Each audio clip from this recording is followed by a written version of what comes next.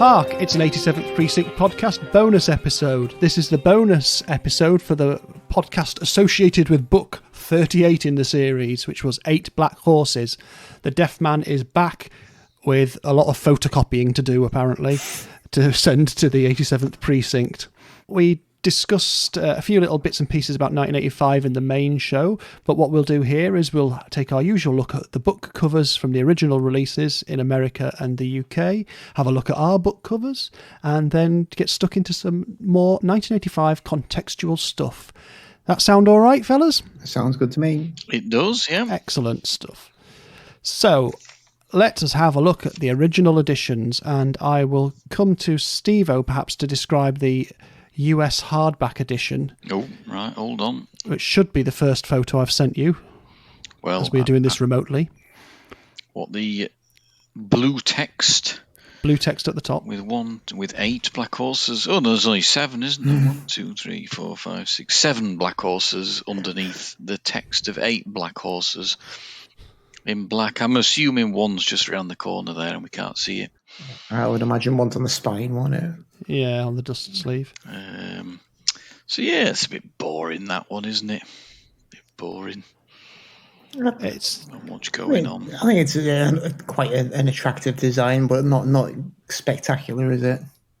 It's not like the next one, which is the horses look raining black horses. 1, 2, 3, 4, 5, 6, 7. And there is 8 there, so that's better. Oh, yes. Well, Steve-O's jumped straight onto the US paperback edition.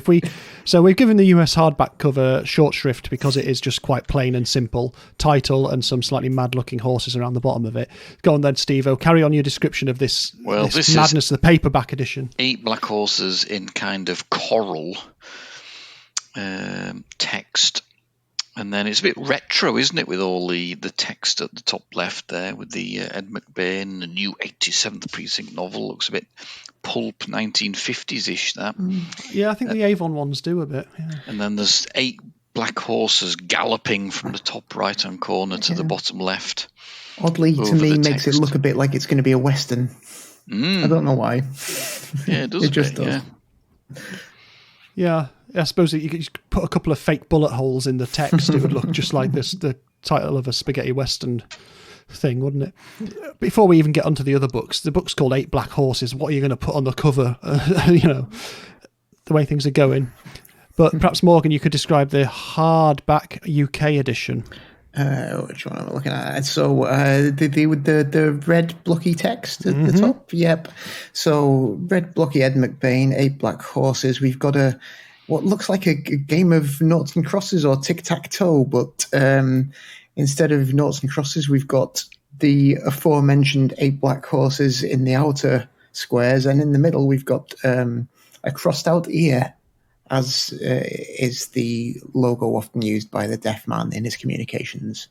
So it's a bit more sort of clever graphic design there, hinting at the puzzle element of the deaf man's scheme, I think. Yeah, and the sort of the game that he's playing against the 87th Precinct, I guess. Yeah. And then to round it out, these original covers from the UK and the US, we've got the Pan edition, which will be familiar as usual probably to loads and loads of readers, which is the gold band with McBain in a nice red colour, a new 87th Precinct mystery, and a candle. I quite like this design. That's pretty cool.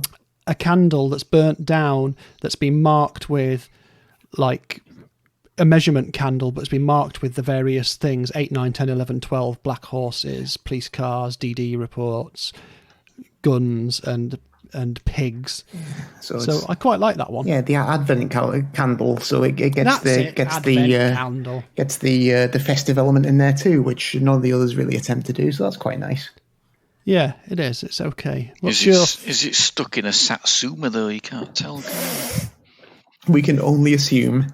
It's below the book. You could rest it on a Satsuma if you wanted to create the effect. Should that be your is that thing? A Christingle? Is that what a Christingle is? I think you could be right. Oh, I don't know. Yeah, do you know what? It hadn't actually occurred to me that it was an Advent candle, but of course it is. And but imagine if you went to the shop to buy your Christmas supplies, you're getting some nice tinsel for the tree, some decorations, perhaps spending a bit of extra money to get some nice glass baubles, and then you think, I'll get me Advent candle. and it comes marked 8 black horses. Police cars. There's been a mix-up at the factory here. Anyway, what's the favourite out of those 4 then? I think mine's probably that Pan edition, to be honest. I think it's the best concept, definitely. I quite like the Western-looking one. Yeah, that's pretty cool. Yeah, quite dynamic, that one. It's got a sense of movement about it, I think, hasn't it, with the way the horses have been portrayed on it. So yeah, the paperbacks are winning on that one anyway. But before we get on to our own editions, I sent an extra one along here.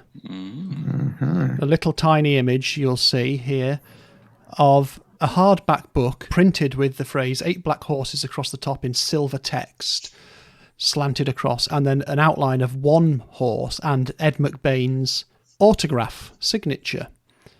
So what is this mysterious edition that Paul has introduced to the mix? I hear you yell through the internet, dear listener. It's not even black horse, it's white. I know, it's the opposite. It was, well, basically, this was a special edition of the book that came out at the time. If this was just a later edition, I wouldn't have mentioned it, but this was actually released at the time in 300 signed copies produced by our friend Otto Penzler of the Mysterious Press. Oh, cool. Designed by a designer called Richard Oriolo, Oriolo, Oriolo, who is apparently still working and designing stuff now. But yes, there was a special edition that the Mysterious Press turned out of these. It came in a nice hard slip case as well, signed by the author. So that's a little treat there. Yeah, it was very good, that. Did he think the title was One White Horse? It's a light black horse. It's so light. It's pure silver. Light black horse or 8 black horses. Unless there is 8 of them, but they're all one behind the other. You see, if it had been coloured in the middle, then it would be the chalk outline of a dead black horse, which would make sense and would be kind of cool. But I see what you mean. There is 3 of them, because I think there's a big white horse and then a slightly smaller black horse stood in front of it, and then an ever so smaller than that white horse stood in front of that. Stacked up very neatly in a line, so you can just see the outline of one. So perhaps the title is 2 white and 1 black horse as holding the same pose. Yeah, running. But at relevant distances to each other. Yeah. Well, there we go. That might make more sense to people when they have a look on our Instagram and see these covers when I share them. Probably not, really. But no, probably not. But let's talk about our editions. I will just state for the record straight out, I have got the Pan edition. As do I. Yeah, you've got yours as well. Mine's quite nice condition, actually, my one. It's fairly untouched by human hand, it seems. Yeah, mine's all right, actually, too, yeah. Mine 1987... pretty good, Nick. So, Steve, what copy have you got? Well, yeah, I've got the Noughts and Crosses one. Ah, right, okay. Which has a big picture of McBain wearing a top on the back, like a polo top. Oh, very nice. Very authory. Yeah, kind of like hunched over with hand in hand. Yeah.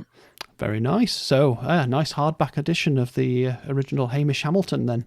Excellent. Very good. And what does it smell like, well, Steve? Yeah. Oh, blimey. What's happening?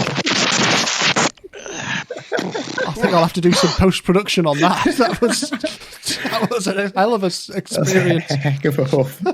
I think, it smells not that dissimilar to a paperback, really. Not sure the hardcover changes the smell, really. So, middling odour there. Okie doke. Go on, Morgan. Tell us what yours is like.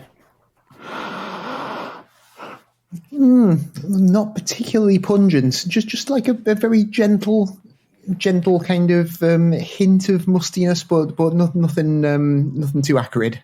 A bookish muskiness. That's the one. Yeah, mine's quite clean smelling. I'd say mine is. It's what I'd come to expect from one that looked like this on the outside.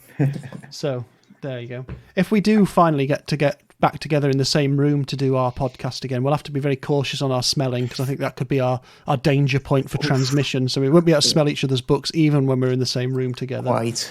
So you'll have to control yourself, Steve-O, for the comparison purposes. Well, we've managed remotely, haven't we? So we'll be okay. So let's get into some stuff from 1985, and we will start, I think, with the UK and the US singles charts. Some interesting things in here. I'm going to run them down rather than make you guess, and you can give me your thoughts. Okay. So it's start with the US, I think, this time. And we'll go from 10 upwards this time. I haven't done that before, have I? I've always done it the other way around. What, 10 to 20? No, 10 to 1. Count up like top of the pops. At number 10 in America, we've got Who's Holding Donna Now by DeBarge. It's a good question. Do.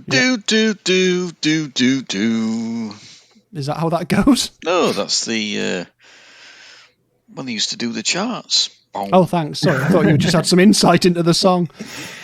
I think the only DeBarge song I know is Rhythm of the Night. I don't know if anyone else is more familiar with the Oh, yeah, word. of course, yeah. DeBarge. I thought that's something that you went on a canal. On the canal. Yeah. On the get on to dear. barge on canal. Oh, dear. We've always been quite dad jokish, but that's fair enough. Yeah, DeBarge goes down the river. Let's move on from that now. So, number 9 is Get It On, Bang a Gong by The Power Station. Oh, yeah, that's the supergroup with, who was it? Robert Palmer and some people out of Duran Duran, I think. Oh, right, yeah. Yeah, the Taylors, was it? That's right, yeah. Yeah. Shocking. Yeah. So super a group, they've covered a song from the 70s. Yep, really super. Yeah, number 8 was Sentimental Street by Night Ranger. Ooh, no, not familiar with that one. No, it sounds very late night radio, that, doesn't it? does. Now it's Sentimental Street from Night Ranger. Sorry, my voice started to go while I was trying to do that voice. At number 7, we have got Huey Lewis and the News with The Power of Love. Oh, Tremendous. Yeah, a pop song for the ages, that one. A brilliant song. At number 6, Corey Hart says Never Surrender, which is a strident view to take. Well, it is, yeah. Above him, Bruce Springsteen with Glory Days. I don't know that one. Oh, yeah, it's good. It's good, that. Yeah, it's a good one. It sounds really upbeat and it's actually really depressing when you listen to the words, but... That's got like the little saxy riff, hasn't it? Something like that, doesn't it? Yeah, quite possibly. It's just meeting lots of his old school pals in the bar who are all still glory days. Yeah, relying on the good old days when they were the captain of the baseball team or whatever. Sounds charming. Yeah, it's a good one. I seem to recall there's some UK indie pop band did a fairly amusing cover of it where it was changed so it was the captain of the cricket team. And loads of really specific lyrics about being able to bowl a particularly good googly. That sounds good. At number 4 in the charts, we've got You Give Good Love by Whitney Houston. Don't remember that one. No, I don't know that one. May not have been a hit in this country.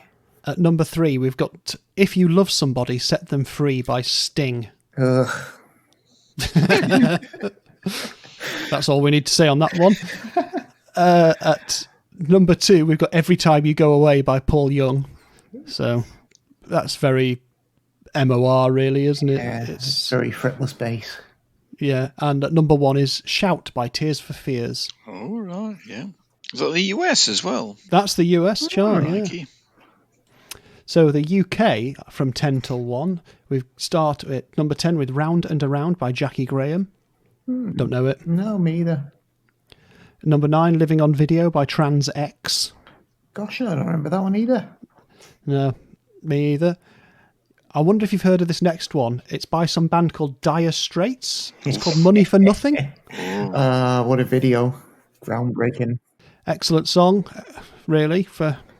I'm not a massive Dire Straits fan, but you can't argue with Money for Nothing as a single, really, can you? Even if it's got Sting on, which it does. Yeah.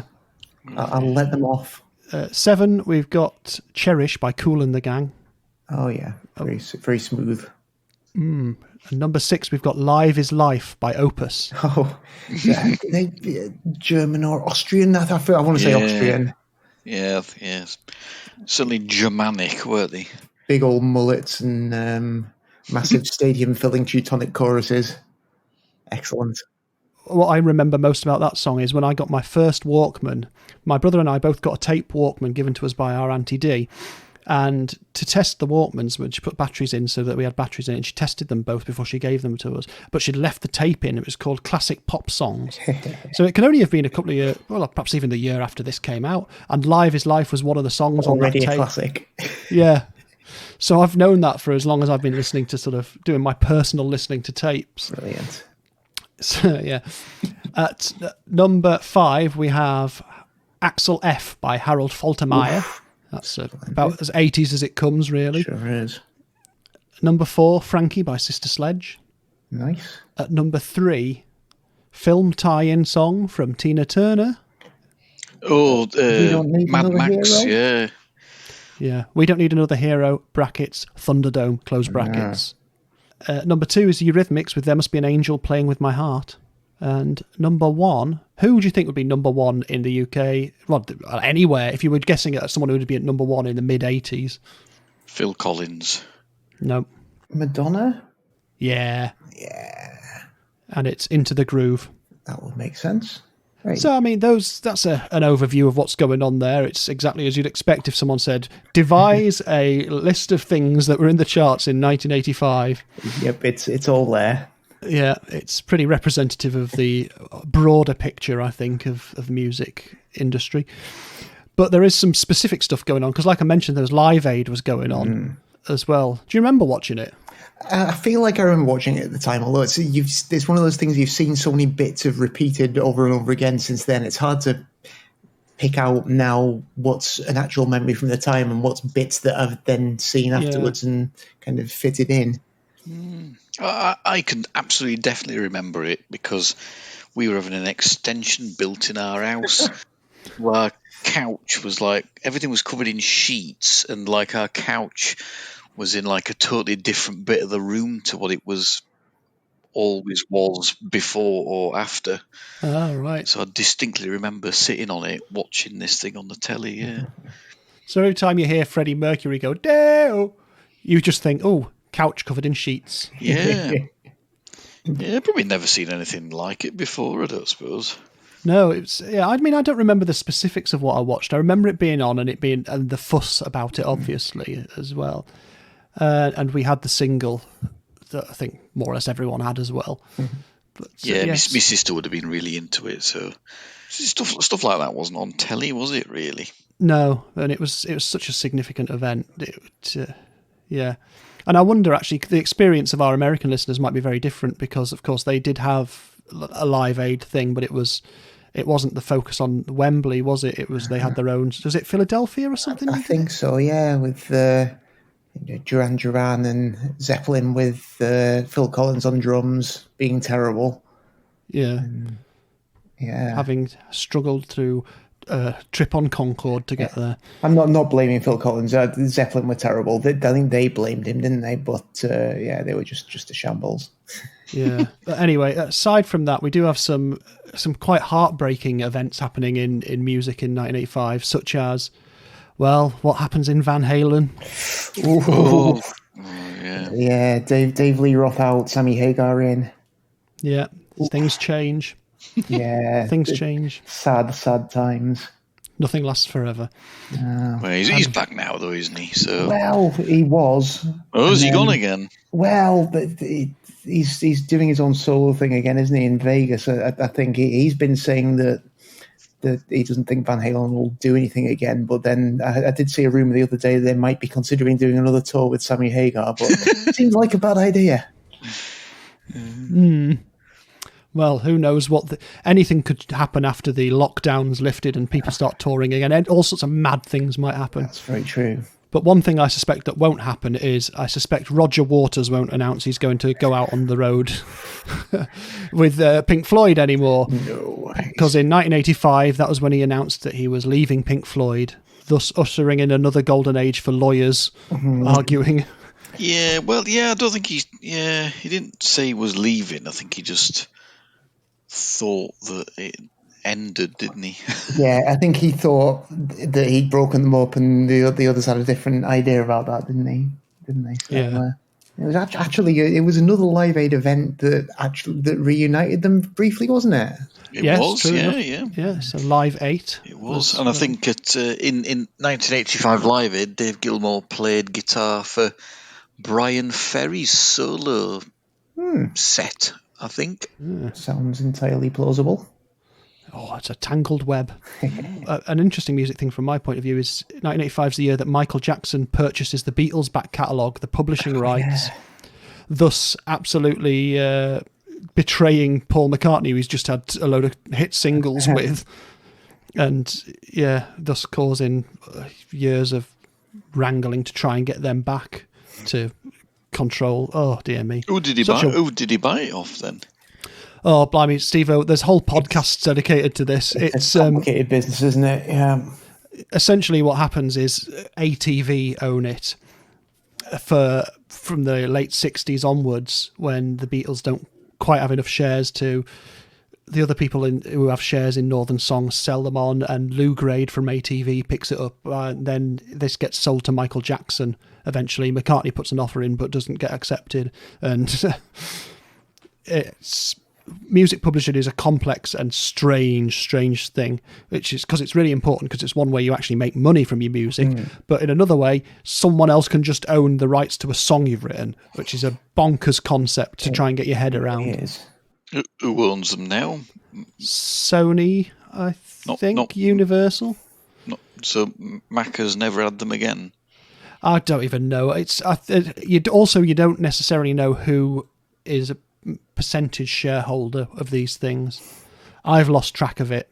So that's music. That's all music from 1985 taken care of. Phew. Let's get on to the brilliant thing of films. I'm going to do a very quick rundown of the top 10 films. Number 1 is Back to the Future, unsurprisingly. Huge film. Number 2 is Rambo First Blood Part 2. Oh, God. Number 3 is Rocky 4. So these are all exciting action punching films and time travel and sci-fi. And then number 4 is The Colour Purple, which is a slightly different tone to the film, really. As is number 5, which is Out of Africa, which I've never seen, but is that Merchant Ivory? It's a documentary about Toto, isn't it? The Steve Lukather story. Out of Africa. Number 6, it's those elderly people and aliens. It's Cocoon. Yeah. Steve Guttenberg. Yeah, you got to love a bit of Guttenberg, haven't you? Yeah, got it. Number 7, The Jewel of the Nile. Tremendous. Number 8 is Witness. I don't know what that is off the top of my head. About the Amish people, Oh, it might be. Yeah, actually. Yeah. I vaguely remember seeing it when I was a kid, but I can't really recall anything else about it. No. Number 9 is The Goonies. Number 10 is Spies Like Us, the aforementioned Spies Like Us from our main podcast, for all your Chevy Chase Dan Aykroyd needs. I don't think I've ever seen it. I think I saw it in the cinema with my dad. Oh, really? Yeah. Oh. Yeah. You contributed to the $60 million box office gross that it had. I sure did. Yeah, I've seen it a couple of times, but I don't know that it holds up necessarily. No, I'm fairly certain it doesn't, to be honest. Yeah. There was quite a few brilliant films out in 1985. So not in that top 10 was the Bond film from that year, which was A View to a Kill. Yeah.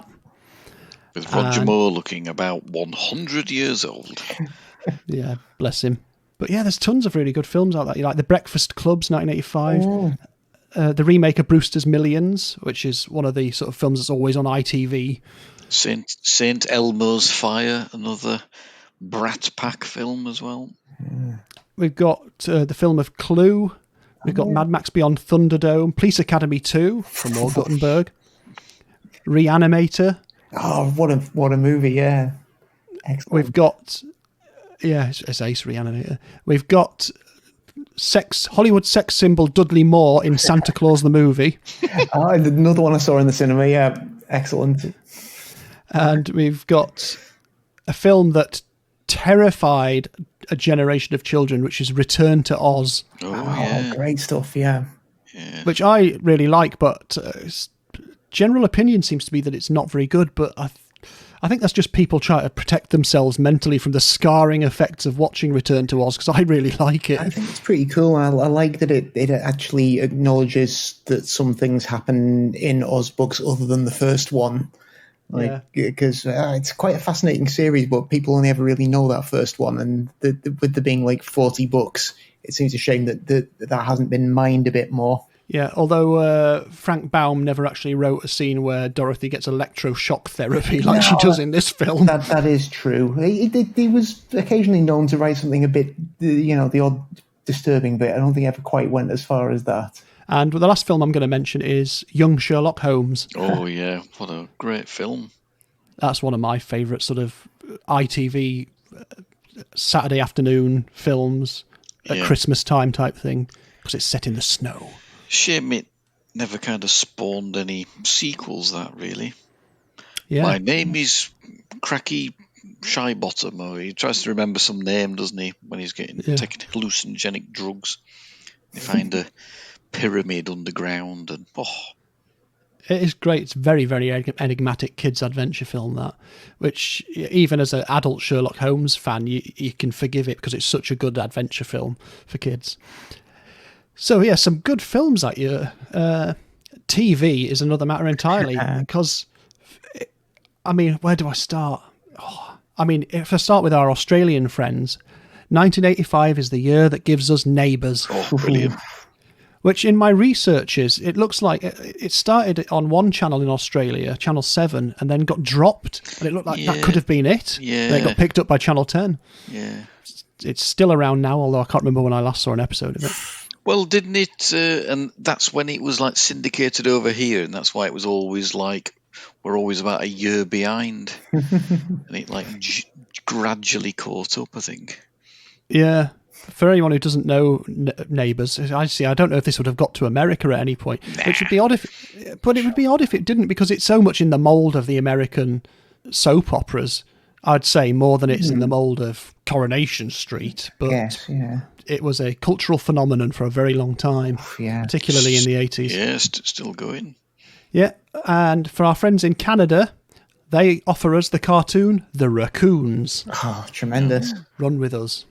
Yeah. It's a strange one where some of the animals are talking raccoons, but they have pet dogs or something, or the child dog is a dog, but the dad dog is a talking dog.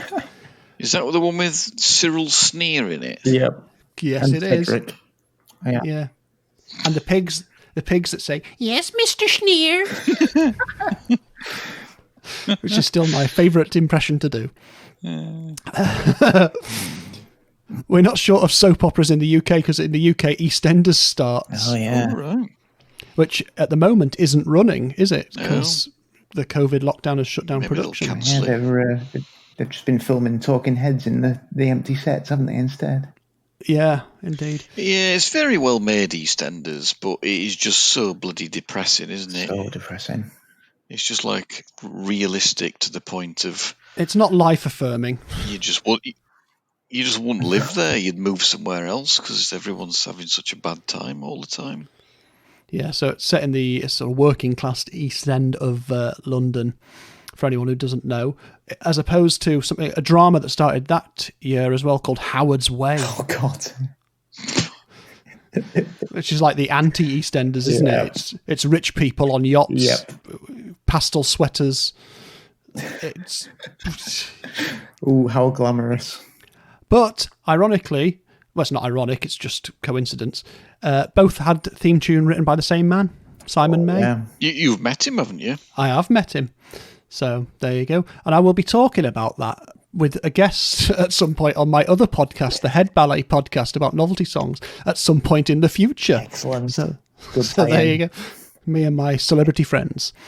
We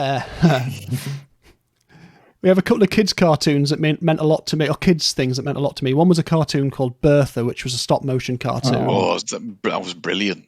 It's tremendous. Yeah. essentially about a machine that could make anything in a factory somewhere. Lovely Lovely Bertha, Bertha. or I think you're Sometimes a I think you're a dream. dream. Yeah. You can always turn the goods out. Yeah. Yeah. It's wonderful little stop motion animation. And there was a thing called Pob, Oh, God. Pob.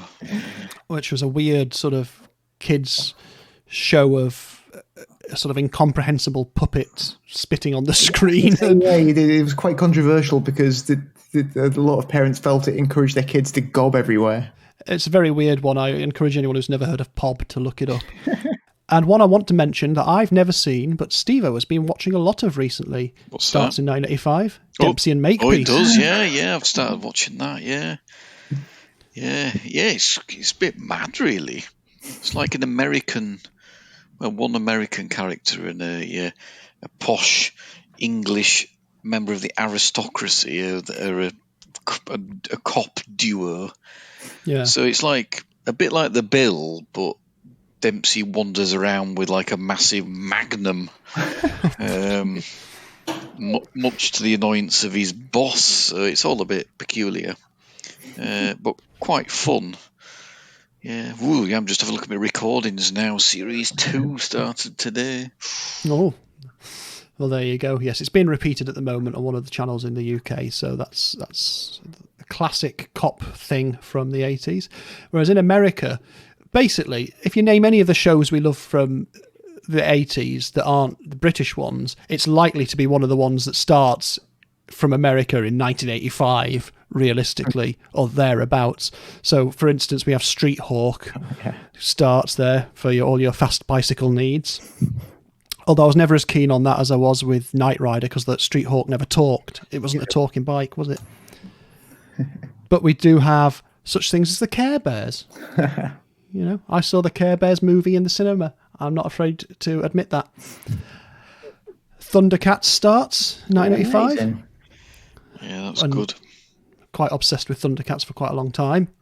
Absolutely. Remember the Christmas I got the Thunder Tank. Oh, I wasn't even expecting it. It was wow. brilliant. Oh, the excitement. I can feel it now.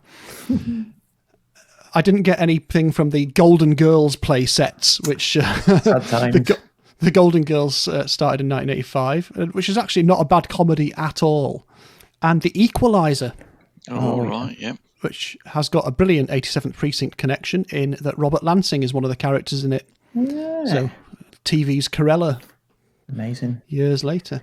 I only really remember that it had a great theme tune and a really cool kind of opening sequence, that show. Yeah. I don't think I've ever seen the show that follows it. I tried to get into it once, and it's just a bit, don't know, Edward Woodward wandering around with like massive bins on. Bins is glasses for anyone who doesn't know. Yeah. But there's just so much TV there. You've just, brilliant stuff. Thundercats, brilliant. But we've got to get onto our picks for 1985. So who shall we go to first? I think we'll go to Steve-O first for your film and music picks for 1985. Well, we've mentioned all the films. I had a bit of a look, yeah. I think I'm just going to go with Rocky 4. Okay. What a great film. Which one's 4?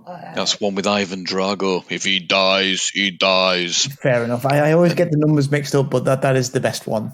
Yes. And it involves Stallone goes to Russia and he has to train, being pursued by the KGB, doesn't he? And part of his training, he runs up a mountain in a big coat. Yep. That you just think, it's just all a bit very silly, but Great. it is a good one, that.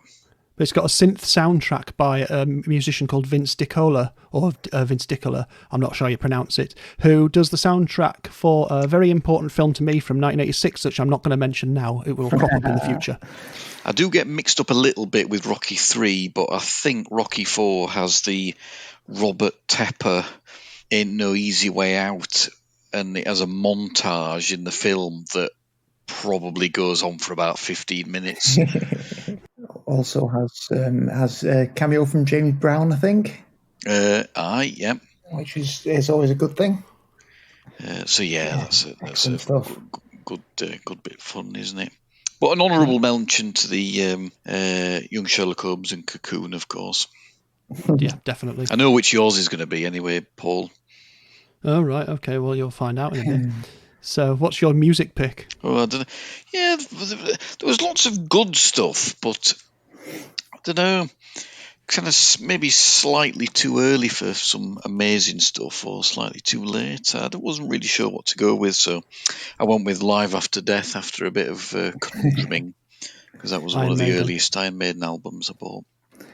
And actually a decent live album from a band of that era, which is a bit of a rarity.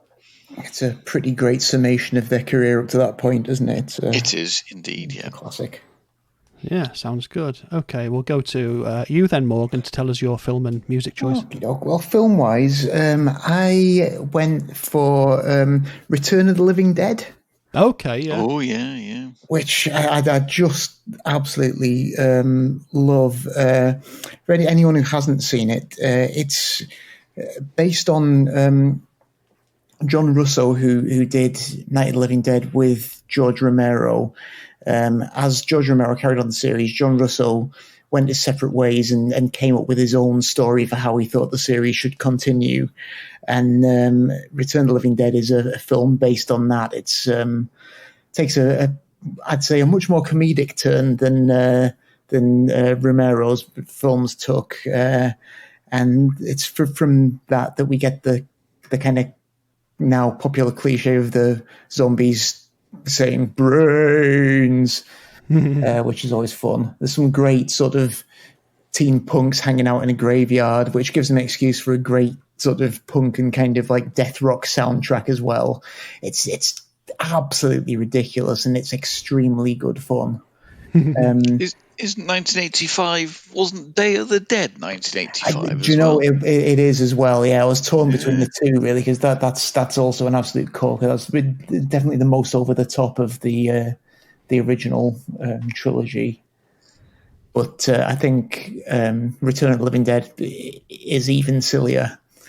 So yeah, I thought that was a good one to go for, really. Excellent. What about your music choice? Music-wise, for me, there was... there's loads of stuff that I love in 1985, but there was only one choice for me, particularly because it was 85 when New Day Rising by Husker Du came out. I suspected you would pick that. Quite. It's possibly my favourite. It's certainly one of my sort of top 5 albums of all time. Just sort of the perfect kind of balance between really gnarly, aggressive hardcore punk and kind of really melodic kind of indie rock, just all mashed together in a big, horrible blur of sound. Absolutely great.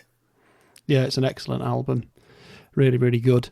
Yeah, I suspected when I was looking through that would end up being your choice there. Right, so my picks then for a film from 1985. Now, one of the ones I did consider was there's a film that's always been in my head since I've seen it called Daryl. Oh, yeah. This was in my consideration. Daryl is written as capital letters. It stands for Data Analyzing Robot Youth Life Form. And I just remember loving it. And then there's a sequence at the end where he flies the Lockheed SR-71 Blackbird, which is like the most exciting plane there's ever been. But I've not gone for that film. I have gone for Brazil by Terry Gilliam. Yeah. Possibly one of the best films ever made. Certainly the best Gilliam film. I mean, that's not to say I don't love Time Bandits and things like that, but because I do. But it's the first time I saw Brazil by Terry Gilliam, it was like I'd never seen a film like it. It was funny, it was dark, it was satirical, it just didn't let up. And of course, watching it in the UK, you don't have the terrible, badly edited ending where everything ends up nice. So it's bleak. So that was my film pick. Magnificent. And my album pick was Three-Way Tie for Last by the Minutemen. Hey. Because, and I know I've picked a Minutemen album before, but 1985, strange, I couldn't find anything else particularly that, stands out that I have in my record collection that I would go back to so often as Three-Way Tie for Last. It is a good one. So did I meet your expectations, Steve-O, there with any of that? You did, yeah. Okay, yeah, then. I think we'd probably both predicted that one. You know me. I am sat in a room that has 3 movie posters on the wall. one of which was the Brazil poster, except that is the one that has fallen down. No. So I'll have to get that sorted anyway. Right, so there you go. There's some picks from us from 1985. Now, I mentioned in the main episode that the next book we're doing is 1987, but the book after that is 1987 as well. The news was a year where we had two. Excellent. So I reckon for the next one, we'll do our selections from 1986, so that we've got a 1986 to do, leading to 1987, and then the book after, we've got our picks for 1987. So, Canny. that way we don't miss anything out, or we don't miss out something I really want to talk about. So that's the main thing. So until next time, when we return with book 39, which is Poison, I'm going to say goodbye. Goodbye. And fairly well.